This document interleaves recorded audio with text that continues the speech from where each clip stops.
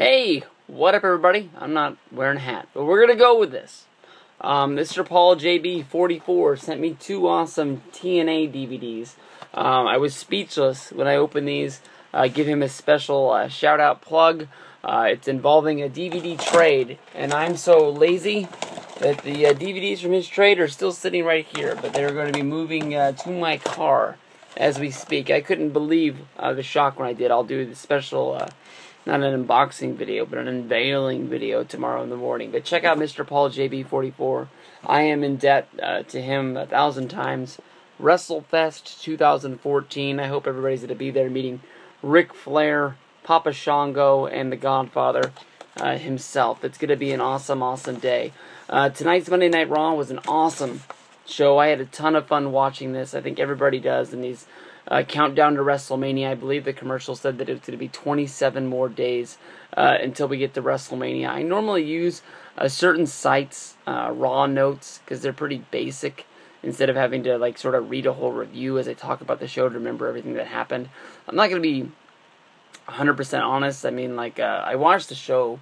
I sat here and I chuckled online with my friends on Skype. I fast forward through some things, and but I watched most of the show, and I really did enjoy it.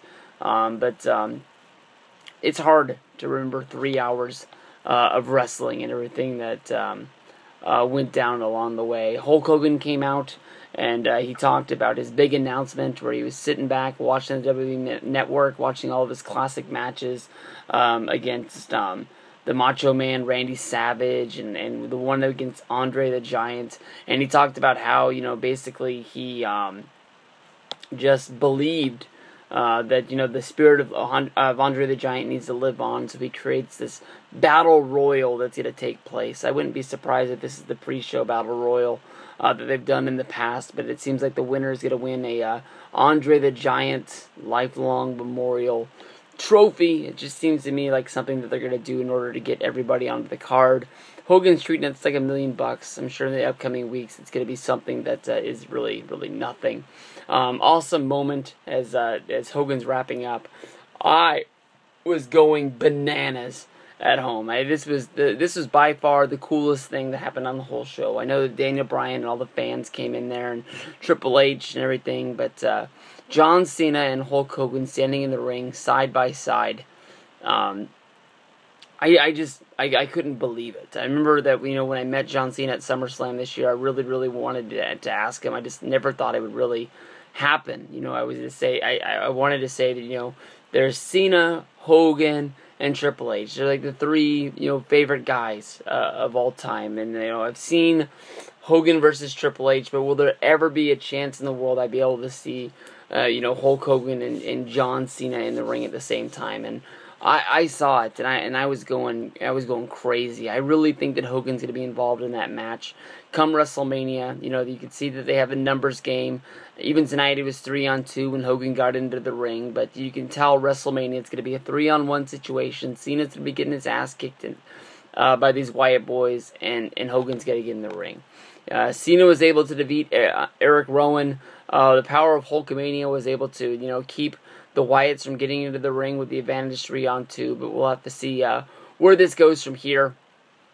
But all in all, a really cool moment. Had a match against the Usos, against Ryback and Curtis Axel. Those guys really don't matter anymore. Usos got the win. New Age Outlaws were out there on the mic talking bad about the Usos the old time, saying that they had an advantage because you basically couldn't keep track of who was one and who was the other.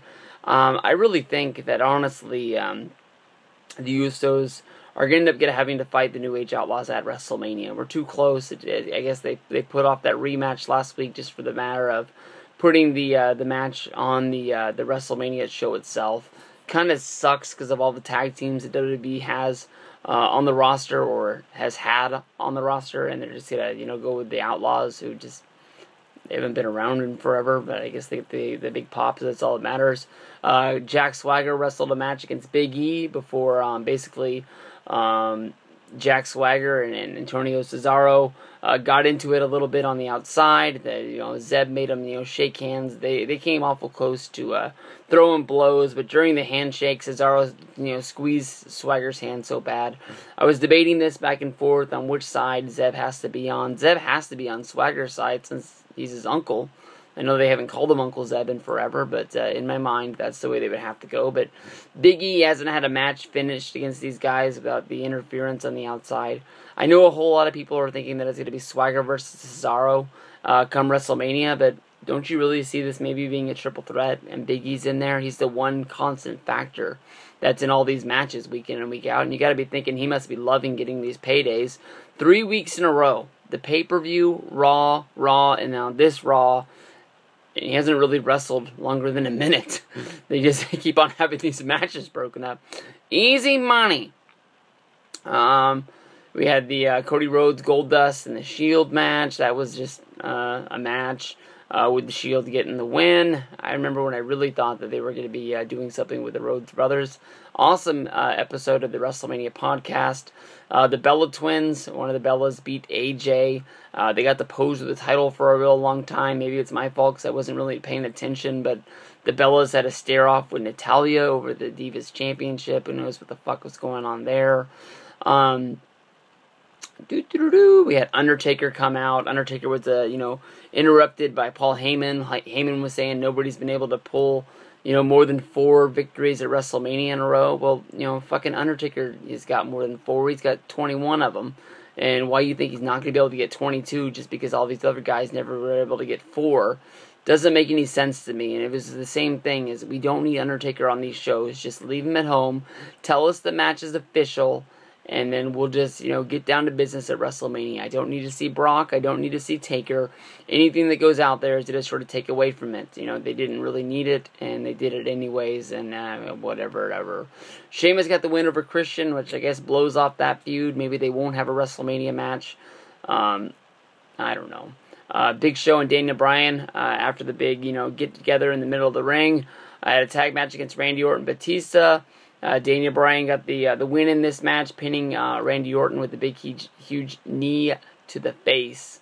Basically, I don't know. I'm going to stick to my original thing. I just really think Daniel Bryan's going to beat Triple H, no doubt in my mind. But Batista's still winning the title at WrestleMania. Pretty easy.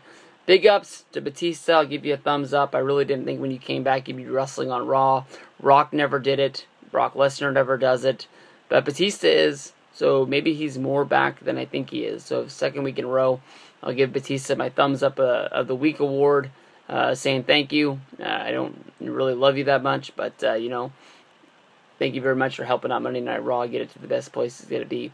2 thumbs up on the show tonight. If you missed it, I think I can't tell. I haven't checked out how long it's taking the shows to get up on the network. Sign up for Hulu. Go on to YouTube and look around. You'll find the show. Peace out, everybody. Have fun.